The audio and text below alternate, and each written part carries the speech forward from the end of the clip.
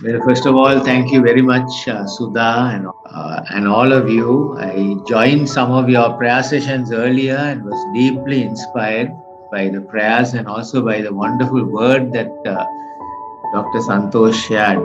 Thank God for having sustained you through this whole 12-hour period, praying with fervor all the way through. It was so inspiring to hear all your prayers. During these 12 hours, you have prayed for many things. I believe you have lamented. I heard from some of the lamented over all what is happening. You have repented before God. You have cried out to God for so many things. Thank God for this time. And in this brief message, I would like to issue from the Word of God a call, a fresh call again to intercession. And we'll be looking at Moses, the great intercessor of the Old Testament. 3 stunning prayers that Moses prayed in the midst of a calamitous situation. And then from Moses, we look at the new Moses, Jesus, the greatest intercessor of all time, and a short application to our lives. So let's pray together. We've sung those beautiful songs that Gladwin led us in, and I was reminded of the Lamb of God. So shall we just thank God that He is present with us. Dear Lord, even as we lift our hearts to you, Lord, as we were reminded that you are the Lamb of God, that wonderful theme that goes right through your word. For one person, Isaac, one lamb was provided.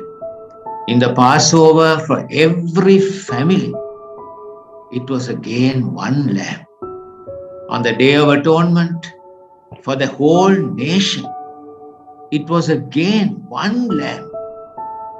And John the Baptist said, "Behold, the Lamb of God that takes away the sin of the world." In this calamitous time, especially in India, Lord, Father, we thank you for every patient who is struggling for life. You are the Lamb, individual, for every family, for this nation, for the whole world. We bless you and praise you, Lord. And Father, we pray that thank you for these precious children of God, servants of God who are committed to intercede. Lord, even this day, this Saturday, Lord, renew our commitment and desire to join you in this great work of intercession. Not only praying, but as Jesus, whenever he said, "I pray for," Lord, you meant I also die for. So we pray that in a new way you free us to live and die for you and others. In Jesus' name. Amen. Our focus will be on Exodus chapter 33, where Moses prayed 3 stunning prayers inside a small tent of meeting. It's so fascinating. Very recently, this passage spoke deeply to me, and that's why I wanted to share it with you in relation especially to this pandemic and the call to intercession. But to understand those prayers in Exodus 33, I think a very brief background of the whole book of Exodus, very briefly, in maybe 3 minutes. You all know it, but it's good to recapitulate. This is actually a dramatic and sad interlude in Exodus 32, 33, 34, but it has a glorious ending, just as we are facing in this pandemic, but we look forward to God doing something more glorious than we ever expected in our lives before. So in Exodus chapter 1 and 2, the people of Israel are under a cloud of darkness, of bondage. But from chapter 3 all the way to chapter 31, the Lord begins a glorious, purposeful exodus of Israel. He brings them out of Egypt. with a mighty hand and an outstretched arm. They come through the Red Sea. They come along the wilderness with the manna and the water from the rock and all those wonderful things. And they come to Sinai. After 3 months, they are going to celebrate Pentecost. It was around that same period of Pentecost, Shavuot, that Moses went up Sinai. And there he stayed for 40 days. Before that, in Exodus 19, God makes a covenant with his people and says, "You are my treasured possession." It's the first formal address of Jehovah to Israel. You are my covenant possession. It's like a marriage almost. And then the 10 commandments are given. And then God gives to Moses, he says to Moses, "Make me a tabernacle, make me a sanctuary that I may dwell among them and live among them. I want to be with my people." And Moses goes up the mountain, and while he is receiving the instruction, all the instructions are over. At the end of chapter 31, he's finished. He is now ready to come down. And at that very moment, a terrible calamity takes place down while Moses was on Sinai. And you know what happened? The people said, "This fellow Moses is getting delayed." And they got hold of Aaron, took out all their gold ornaments, made a golden calf, and started worshipping the calf. And there was an orgy of, everything, immorality and debauchery and dancing around. The very same people with whom he had made a covenant. And on the mountain, Moses is still up. He hasn't yet come down. I'm just summarizing it to save time.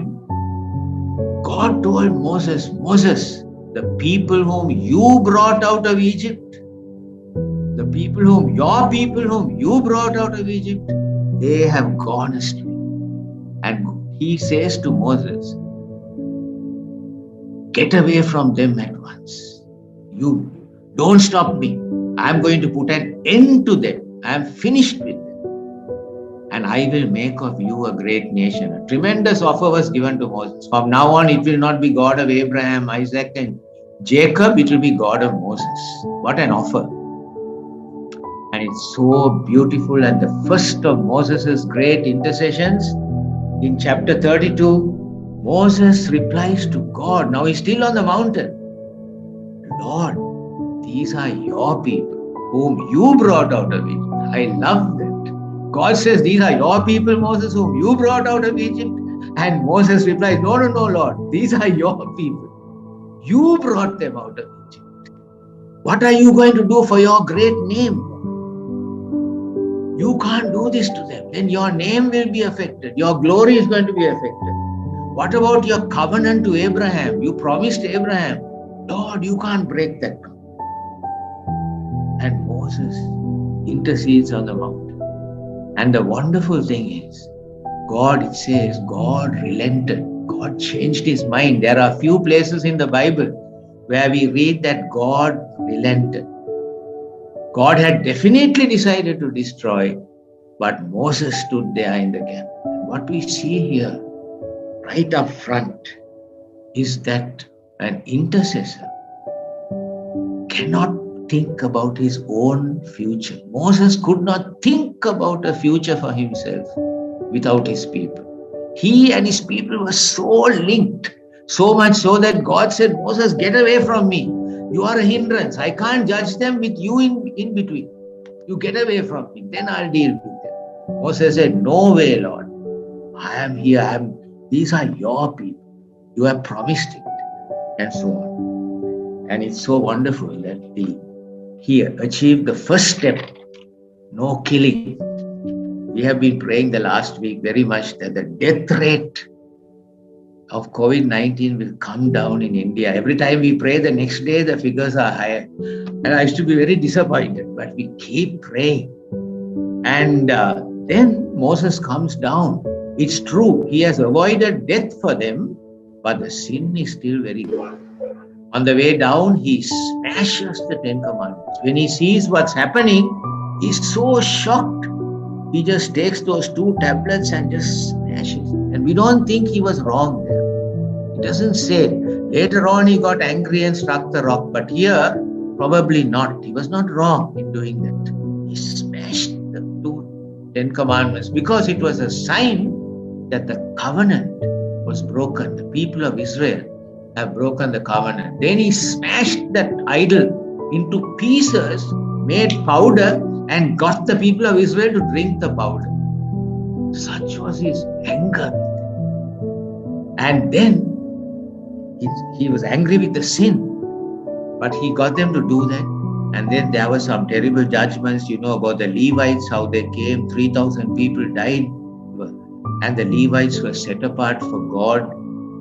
And at the end of that chapter, you find God sending a plague and God giving a hint to them in chapter 32 that he would not go with them, but he would allow them to go into the promised land with an angel. And now I would like to read chapter 33. So we've already seen 2 prayers. By the way, I forgot to mention there is one other prayer in chapter 32. Moses realizes how terrible the sin of Israel was. And so I'd like to read that part to you, please. Exodus 32. The next day, Moses said to the people, he actually went up the mountain again and said, you have committed a great sin, but now I will go up to the Lord. Perhaps I can make atonement for your sin.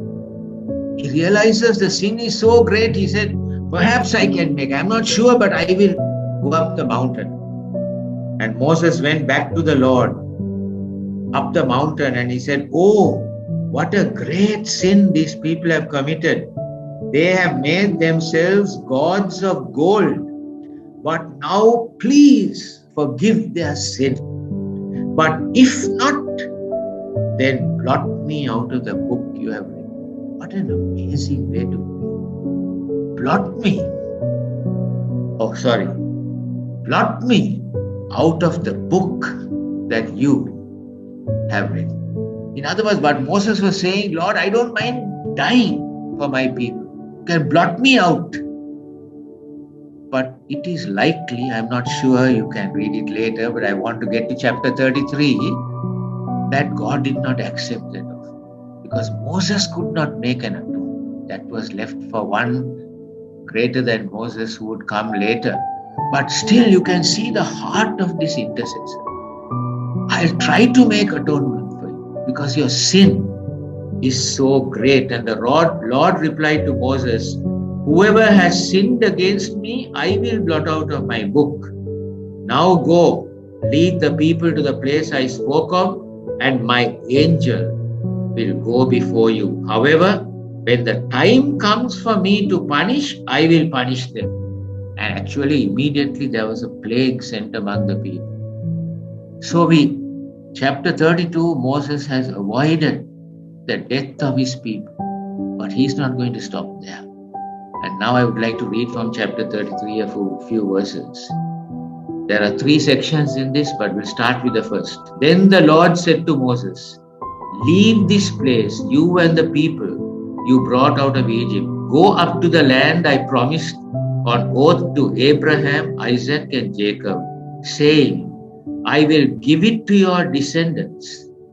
I will send an angel before you and drive out the Canaanites, Amorites, Hittites, Perizzites, Hivites, and Jebusites. Go up to the land flowing with milk and honey. But I will not go with you, because you are a stiff-necked people, and I might destroy you on the way.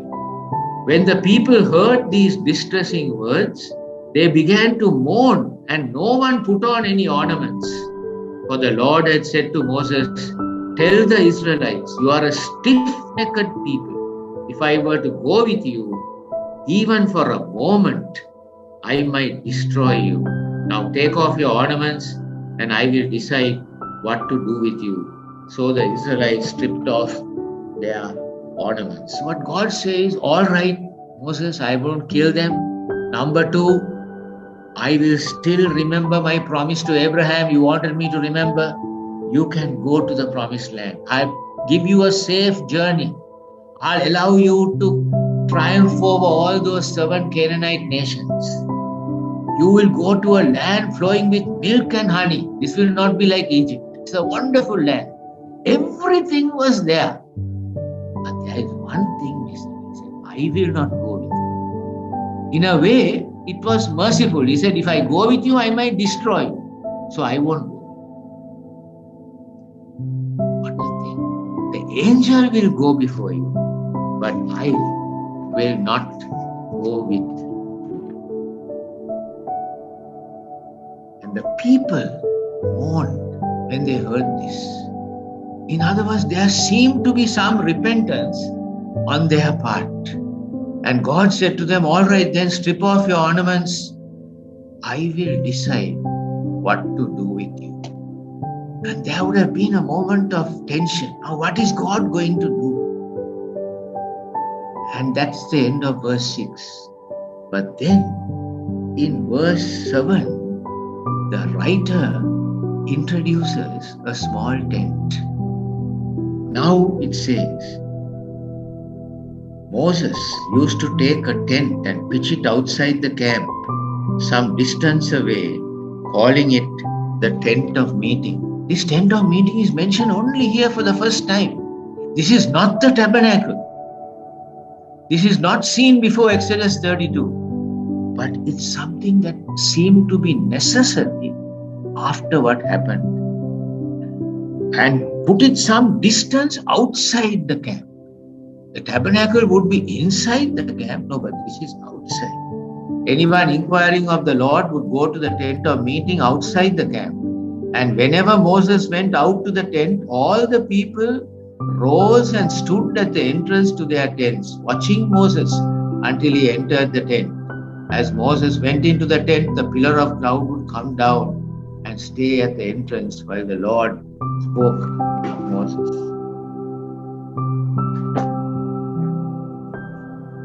So here we see this tent was located outside because God was distant from the people. God was not with them. Yet the cloud came down on that tent, showing that God had not abandoned them. And Moses alone went inside the tent. And dear friends, what happened outside the tent seemed wonderful. There was a cloud and all that. But what happened inside the tent completely changed the history of that nation there. That intercessor, Moses, grappled with God and brought about something amazing. And that's what we are going to look at now. 3 stunning prayers. You know, in Ezekiel, God said, I looked for a man who would stand in the gap so that I would not have to destroy the land. I found none. Therefore, I had to destroy the land. But here, thank God, God found an intercessor, as you and I are called to be intercessors at such a time as this. And in verse 12, we find Moses' first prayer. He says, Lord, you have said that you have asked me to lead these people, and you have said that I have found favor with you, and you have said that an angel will go before us. But you have not told us who is going with us. An angel is going before us. But what about we want someone to go with us? And then he says, Lord, if I have found favor in your eyes, if you read this passage carefully, he is basing his intercession on the favor of God. 5 times that word comes.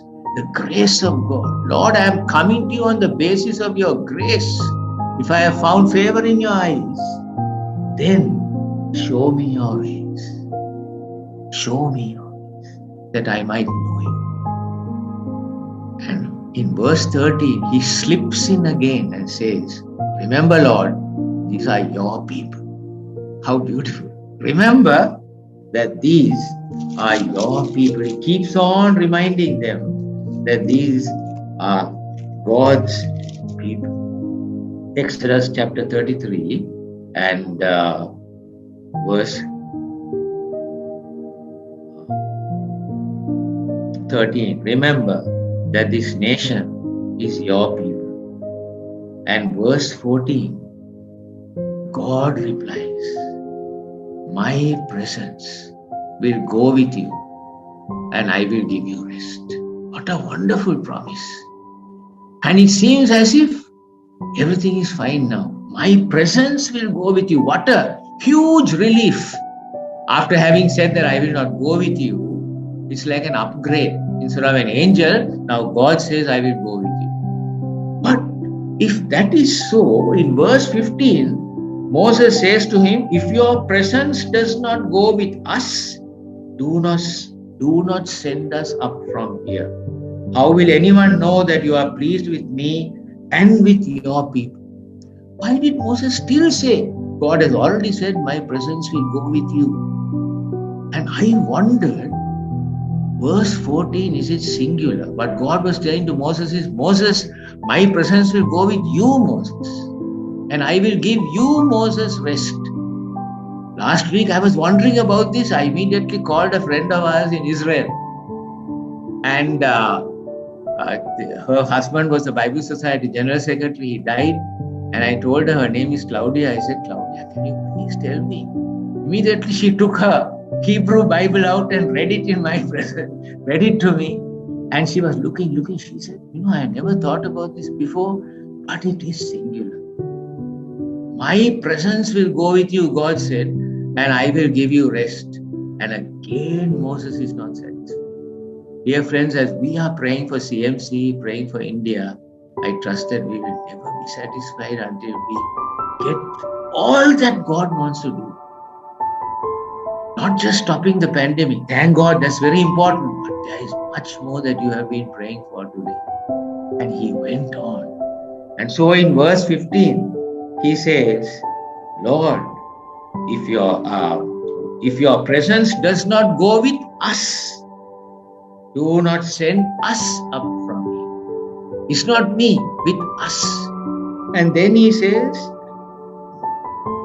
I know, how will anyone know that you are pleased with me and with your people? Me and your people. Me and your people. He doesn't say me and my people or me and the people. Earlier God says, go with the people. But Moses is saying, no, they are not the people, Lord. They are your people. Me and your people. We are bound together. You can't separate us. And that will be the distinguishing mark. The very presence of God among us will be the distinguishing mark. Our greatest treasure is God's presence. Moses was not satisfied with the shadow mission. Going halfway through and doing something that was below the best. He wanted God's highest. And the wonder of wonders, God agrees. And if you read in verse 17, the Lord said to Moses, I will do the very thing you asked, because I am pleased with you and I know you by name. I will do that very thing, Moses. My presence will go with you. All right, Moses, the covenant will be restored and the God's purposes can go back. You can get back to the tabernacle again. I'll start the whole thing again. It seemed that God was saying that. What an amazing answer. Moses starts by saving the lives of the Israelites from death. He keeps on interceding, asks for the atonement. Then he says, Lord, you must come with us. God says, okay, I'll come with you, Moses, but I can't go with these people. Even that is not satisfied. He presses on and God says, okay, I will go with you. True prayer, dear friends, as all of us here, I'm so taken up by many of you who are young people. If you start interceding like this now, you are going to change the history of healthcare in India. Thank God. I pray that you will have this same passion all the way to the end. True prayer does not seek, rather refuses glory for itself and seeks glory for God's name. When we desire only God's glory, there is no limit to what God can do. And that is the beauty of many of you whose hearts are pure and young. But do you think Moses is finished? No, he's not yet finished. How strange. He goes on to perhaps his greatest prayer in this. He says, Lord, show me your glory. Why does he ask that? After having obtained the presence of God. I'm not quite sure about this, but I was trying to understand why he prayed, show me your glory. It is because, remember, he's praying in the context of a crisis, just as we are praying in the context of a terrible crisis, perhaps the worst crisis India has faced in our lifetime that we can remember. For in Moses' case, it was a crisis of judgment, of terrible sin. And God had told them that I'm not going to go with you. In the midst of that crisis, this is not a quiet devotional prayer, a quiet devotional intercession. This is wartime prayer. This is prayer in the midst of a crisis. And he knows how serious the sin of Israel is. So he says, Lord, okay, you are saying that you're going to come. Everything is okay. Then please give it to me in writing. Show me a sign. Make it real to me, Lord. I need a sign. In the light of the sin of Israel, of the broken tablets and the broken covenant, give it to me in writing, Lord. And God again answers his prayer and says, all right, Moses, I will go with you. I will make my goodness to pass in front of you, but you will not be able to see me. I'll hide you in a rock, in a cleft of a rock. You know that part of the, that's a picture of Jesus Christ. Moses could see only the reflection of God's glory.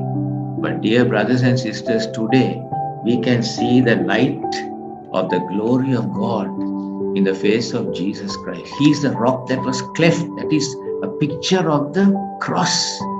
Inside the wounds of Jesus, we can hide and we can see Jesus. We can see the face of our Father. And if you come to Exodus 34, you will find Moses going up the mountain. The covenant is renewed. God promises to do something that he has never done in any nation ever before. You can claim that promise for India, and we can claim it for Sri Lanka and for South Asia. I will do what I have not done in any nation in all the world. He says in Exodus 34:10. The covenant is restored. And then from chapter 35, this whole project that had been stalled and aborted starts again. 32, 33, 34, there's an interlude.